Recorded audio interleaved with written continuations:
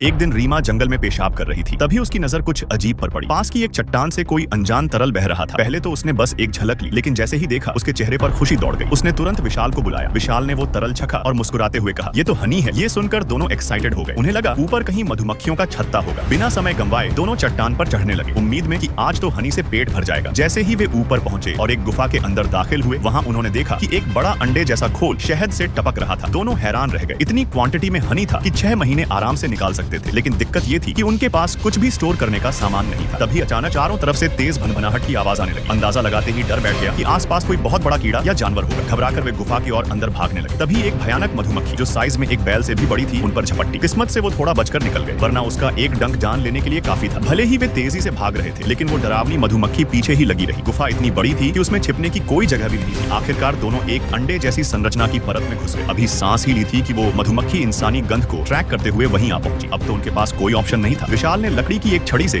उसे रोकने की कोशिश की। थोड़ी देर के लिए उसने हमला रोका, लेकिन फिर अचानक एकदम शांत हो गई। ये साइलेंस और भी ज्यादा डरावना था। देखते ही देखते वो अपने मुंह से चिपचिपा पदार्थ निकालकर धीरे धीरे एगशेल की एग्जिट को सील करने लगे। अगर अब कुछ नहीं किया गया तो दोनों अंदर ही दम तोड़ देंगे। डर के मारे होश उड़ गए। लेकिन तभी विशाल को एक आइडिया आया। उसने रीमा से कहा कि जितनी भी सूखी लकड़ियां और पत्ते मिले सब इकट्ठा करो। दोनों ने वो सारा मटेरियल उस खोल के पास रखा और आग लगा दी। जलती हुई आग से एगशेल में एक बड़ा होल बन गया। लेकिन जैसे ही वे बाहर निकलने लगे, बाकी की खतरनाक मधुमक्खियां भी लौट आई। शायद हनी की खुशबू उन्हें वापस खींच लाई। पर दोनों मौके का फायदा उठाकर तेजी से उस गुफा से बाहर निकल गए। किसी तरह जान बचाकर वे उस खौफनाक जगह से निकलने में कामयाब हुए।